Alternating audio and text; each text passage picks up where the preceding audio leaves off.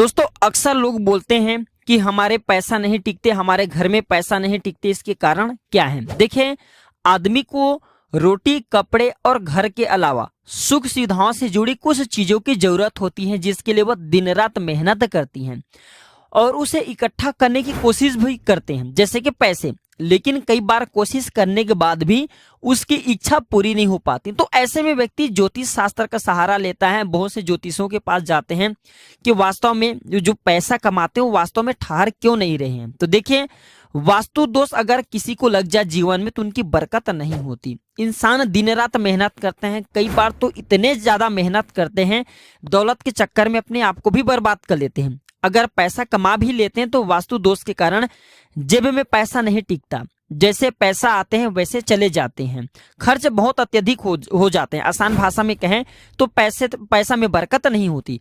तो ऐसे में हम वास्तु शास्त्र के अनुसार कुछ ऐसे आसान उपाय बता रहे हैं, जिस उपाय को अपना करके अब आर्थिक समस्या से छुटकारा पा सकते हैं। अगर आपके साथ भी आपके जीवन में हो रहे हैं तो आप भी ये वीडियो हमारे वीडियो में बताएंगे जो उपाय से जरूर फॉलो करें, आपको बहुत ही लाभ मिलेंगे। अधिकतर हमने लोगों को देखे हैं 80% लोगों के जीवन में कभी भी बरकत नहीं होती और इसके सबसे बड़ा कारण होता है वास्तु दोष और कमाई से ज्यादा अत्यधिक खर्चा।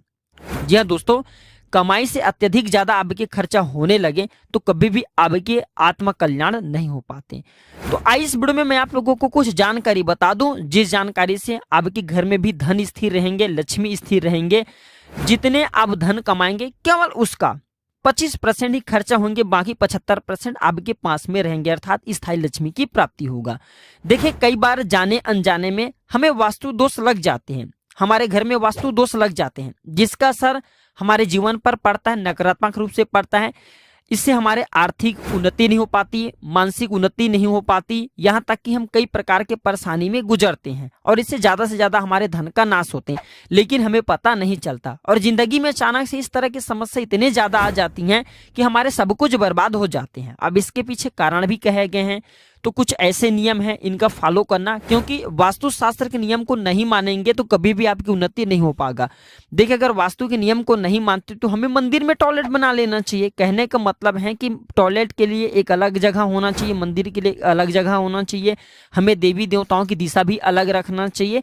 तो दोस्तों, वास्तु के नियम का पालन करना सभी लोगों को जरूरी है, तभी आपके अध्यात्म उन्नति होंगे, आपके घर में धन ठहरेंगे। आइए कौन सी नियम का पालन करें।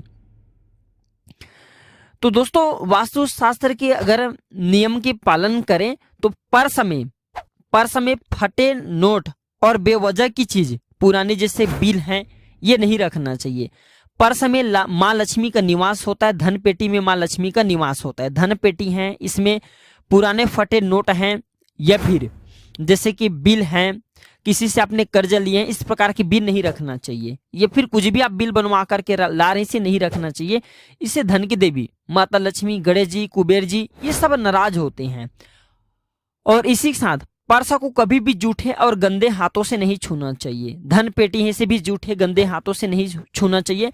पैसा जब आप गिनते हैं तो गलती से थूक लगा करके नहीं गिनना चाहिए। बहुत से लोग जो हैं पैसा गिनते वक्त थूक लगाते हैं। दोस्तों, ये छोटे छोटे जो हम जीवन में ये सब दिनचर्या को अपनाते हैं, हमें बहुत ही बर्बादी को ले चलते हैं।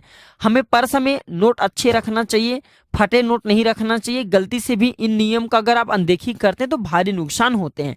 ज्योतिष शास्त्र की दृष्टि से देखें तो घर का ईशान कोण बहुत ही पवित्र स्थान होता है, इसलिए यहाँ पूजा घर बनाने की सलाह दी जाती है। ऐसे में भूल करके अगर ईशान कोण को आप गंदा रखते हैं तो बिल्कुल ही आपके घर से सुख, शांति और समृद्धि, ये सब चीजें छिन जाते हैं।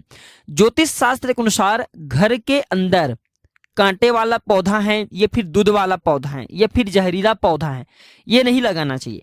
लेकिन आजकल लोग क्या करते हैं, शो के चक्कर में, दिखावे के चक्कर में अपने घर के अंदर में ही कांटेदार पौधे हैं, दूध वाले पौधे हैं, जहरीले पौधे हैं, ये सब पौधे लगा लेते हैं। अगर आप लगाते हैं तो घर में जितने भी लोग होते हैं, सर्वप्रथम तो घर के लोगों के स्वास्थ्य के ऊपर में ये बुरी असर डालती हैं और ज्यादा से ज्यादा आपके घर परिवार के लोगों के स्वास्थ्य खराब हो रहे हैं तो आपके पैसा स्वास्थ्य ठीक करने में चले जाते हैं और ये धन को भी नष्ट करने का काम करते हैं। इसी के साथ गलती से भी बाथरूम और शौचालय के दरवाजे खुले नहीं रखना चाहिए। थोड़ा सा ध्यान से सुनना। बाथरूम के दरवाजे खुले रखते हैं तो आपकी सेहत बहुत ही नुकसान हो सकती है। और बाथरूम के दरवाजे खुले रखने से, क्योंकि इसके जो दुर्गंध होती हैं, इसके जो बाथरूम की बाथरूम आप खुले रखते हैं तो इसके जो एक प्रकार की ऊर्जा इससे निकलती है, नकारात्मक ऊर्जा निकलती है, पूरे घर में फैलते हैं। और जिस घर में नकारात्मक ऊर्जा फैले, गंदे ऊर्जा फैले, ऐसे घर में माता लक्ष्मी स्थायी नहीं होती, माता लक्ष्मी ठहरती नहीं है। तो ऐसे घर का जल्द से जल्द माता लक्ष्मी परित्याग करती हैं। छोटे छोटे जानकारी इसलिए बता रहा हूँ ताकि अब सब इन जानकारी को नोट करके रखे, भविष्य में इन जानकारी को करने से बचे। देखिए भाई, जानकारी हम आप लोगों को दे रहे, करना नहीं करना ये आपके ऊपर निर्भर करता है। लेकिन जब तक आप वास्तु के नियम को नहीं मानेंगे तब तक कि आपकी अध्यात्म उन्नति नहीं होंगी, इसलिए मानना भी जरूरी है। और अगर घर के झाड़ू को, इसे हम सब लक्ष्मी का प्रतीक मानते हैं, हम सब दिवाली में धनतेरस के दिन झाड़ू खरीदते हैं। अब क्यों खरीदते हैं? क्योंकि जो झाड़ू का संबंध होता है लक्ष्मी से होते हैं। तो घर के झाड़ू को हमेशा छिपा करके रखना चाहिए। झाड़ू को धन या फिर पूजन स्थान के पास रखना चाहिए, छिपा करके लोगों के नजर से रखना चाहिए। क्योंकि लोगों के नजर में दुआ और बद्दुआ, लोगों के नजर में अच्छे और खराब, ये दोनों प्रकार की शक्तियां होती हैं। झाड़ू कभी भी फट से हमें अपने आंखों से नहीं देखना चाहिए, झाड़ू हमेशा छिपा करके रखना चाहिए। झाड़ू को लक्ष्मी का प्रतीक माना जाता है, जैसे कि पैसे हैं, नोट हैं, इसे भी लक्ष्मी का प्रतीक माना जाता है। क्या अपने नोट को, क्या आप अपने पैसे को आप किसी को दिखाते हैं, दिखा करके रखते हैं? नहीं, बिल्कुल आप छिपा करके रखते हैं। तो कहने का मतलब है कि झाड़ू को भी धन का प्रतीक माना जाता है, इसे भी छिपा करके ज्यादा से ज्यादा रखना चाहिए। और हाँ, यदि आप नमक की उपाय करेंगे तो आपके जैसे कि धन आने का समस्या है, जैसे कि धन आने का मार्ग रोक चुके हैं, घर में लक्ष्मी स्थिर नहीं होती, तो ये दूर हो जाएंगे। तो आप अपने घर के उत्तर पूर्व दिशा में किसी बर्तन में नमक रखें, लेकिन इसे 1 सप्ताह तक रखना चाहिए। ऐसा हमारे वास्तुशास्त्र में कहे गए हैं कि घर के उत्तर पूर्व दिशा में नमक रखते हैं, कोई सभी बर्तन में थोड़ा सा नमक रख लीजिए। तो नमक रखते हैं तो ये नकारात्मक शक्ति को नष्ट करने का काम करते हैं। नमक देखिए किससे बनता है, थोड़ा सा जान लीजिए। तो समुद्री पानी से नमक उत्पन्न होता है और समुद्र से ही माता लक्ष्मी उत्पन्न हुई है। इस नाते नमक रखने से घर के वास्तु दोष का भी निवारण करने का काम करते हैं, घर के जो वास्तु दोष हैं इसे दूर करते हैं। जिस डिब्बी में आप आटे रखते हैं उसमें 5 तुलसी के पत्ते रख सकते हैं। ऐसा कहा जाता है तुलसी की पत्ती इसे धन का प्रतीक माना जाता है।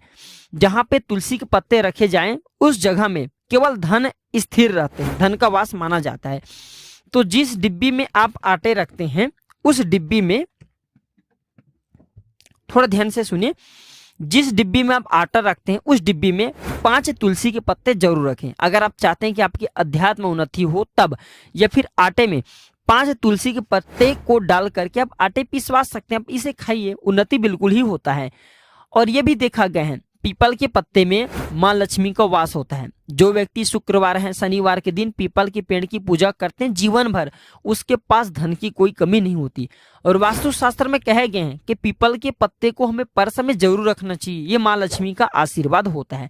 अब घर में कौन सी ऐसे चीजें रखें जिससे ज्यादा से ज्यादा बरकत हो, हमारे घर में धन स्थिर रहे, आई इस वीडियो में थोड़ा सा जान लेते हैं, फिर मैं आप लोगों को बताना चाहूंगा, वीडियो समाप्त करूंगा। तो देखिए, पहले चीज है पारद शिवलिंग।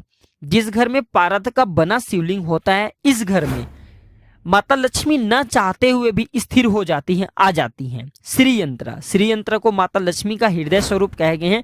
श्री यंत्र अगर आप अपने घर में स्थापित करते हैं तो श्री यंत्र स्थापित नहीं करें, बल्कि माता लक्ष्मी को स्थापित करें, उनके हृदय को स्थापित करने से लाल कलर के कपड़े में घर के पूजन स्थान में स्थापित करें, इनका पूजन करें। यंत्र में बहुत ही पावर होती है। प्राचीन समय में यंत्रों का निर्माण, यंत्रों का प्रयोग बहुत ही ज्यादा होता था। इसके बाद तांत्रिक वस्तु में दक्षिणावर्ती शंख आते हैं। दक्षिणावर्ती जो शंख हैं ये घर में रखने से माता लक्ष्मी बहुत प्रसन्न होती है। तुलसी है, तुलसी के पौधे घर में रखने से माता लक्ष्मी प्रसन्न होती है, इनकी पूजा करने से। और भगवान गणेश जी के जो नृत्य करते हुए जो स्वरूप कहे गए हैं, मूर्ति कहे गए हैं, नृत्य गणपति, आप इसे अपने घर में रखते हैं तो सभी प्रकार के शुभ लाभ एवं सभी प्रकार के सुख सुविधा शांति समृद्धि की प्राप्ति होती है। घर के मुख्य दरवाजे पर हल्दी से स्वास्तिक बनाना भी चाहिए। ऐसा बोला जाता है प्रत्येक पूर्णिमा या फिर प्रत्येक एकादशी दिन, क्योंकि भगवान नारायण और माता लक्ष्मी प्रत्येक मनुष्य के द्वार में आती हैं। तो अगर घर के मुख्य दरवाजे पर हल्दी से स्वास्तिक बनाया जाए, चाहे आप एकादशी को बना लीजिए, चाहे पूर्णिमा तिथि को बना लीजिए, लेकिन प्रत्येक पूर्णिमा प्रत्येक एकादशी में बनाना चाहिए। तो इससे लक्ष्मी स्थिर होती है, माता लक्ष्मी प्रत्येक मनुष्य के द्वार में ठहर जाती हैं।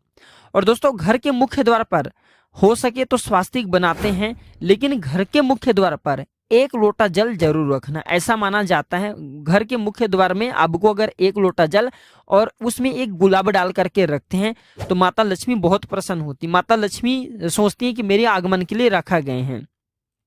एक और उपाय बता रहा हूँ, अंतिम उपाय बता रहा हूँ।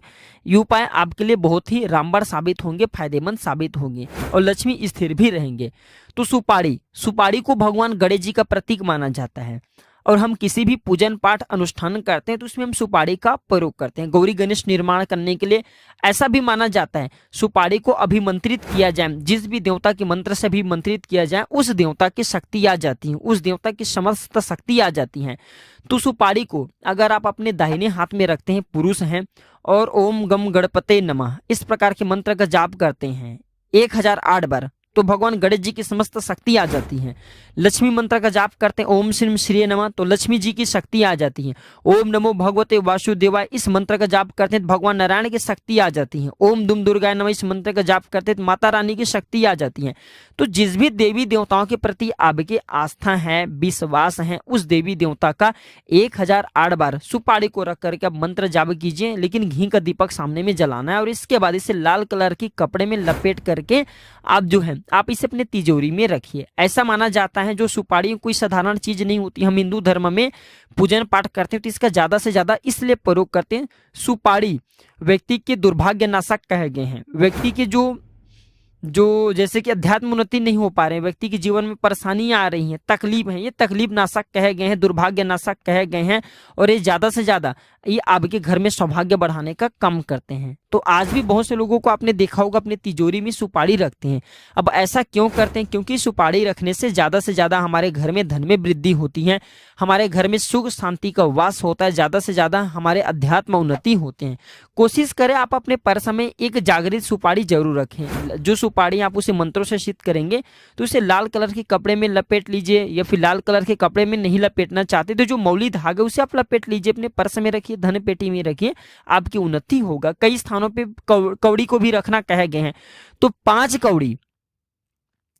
कौड़ी अगर आप केसर के साथ में 5 कौड़ी थोड़ा सा केसर ले लीजिए, चांदी के सिक्के ले लीजिए, इसमें बांध करके लाल कपड़े में बांध करके तिजोरी में रखते हैं, धन स्थान में रखते हैं तो ज्यादा से ज्यादा धन में वृद्धि होती है। कई जगहों पे भी ये जानकारी मिलती है कि हल्दी की जो गांठ है इसे भी रखने से, हल्दी की गांठ पूजन स्थान में रखने से, धन पेटी में रखने से, पर्स में रखने से भी ज्यादा से ज्यादा लक्ष्मी की प्राप्ति होती है। तो अगर आपके भी धन नहीं ठहरते, लक्ष्मी स्थिर नहीं है, तो वीडियो में बताए गए उपाय को आप जो है करके जरूर देखिए। और हाँ, सबसे ज्यादा से ज्यादा कोशिश करें आप अपने घर में वास्तुशास्त्र के नियम को पालन करें। जो व्यक्ति वास्तुशास्त्र के नियम का पालन करते हैं ऐसे व्यक्ति की कल्याण होता ही होता है। ऐसे व्यक्ति के घर में रहने वाले जितने भी लोग हैं सभी लोगों के अध्यात्म उन्नति होना स्वतः ही शुरू हो जाते हैं। तो आशा करता हूं कि इस जानकारी से आप सभी लोगों का भला जरूर होगा। वीडियो अच्छी लगी हो तो इसे अपने तक सीमित मत रखिएगा, इसे आगे जरूर शेयर करना। छोटे छोटे जानकारी अगर आप किसी को शेयर करते हैं तो ये लोगों को काफी मदद करते हैं, लोगों के लिए काफी हेल्पफुल साबित होते हैं। तो दोस्तों आज की जानकारी पर समाप्त करता हूं। दोस्तों वीडियो अच्छी लगी हो तो इसे अपने तक सीमित मत रखिएगा, इसे आगे जरूर शेयर करना। दोस्तों हम जल्द जुड़ते हैं आप सभी से किसी नए और एक अच्छे जानकारी के साथ। वीडियो देखने के लिए धन्यवाद। नमस्कार।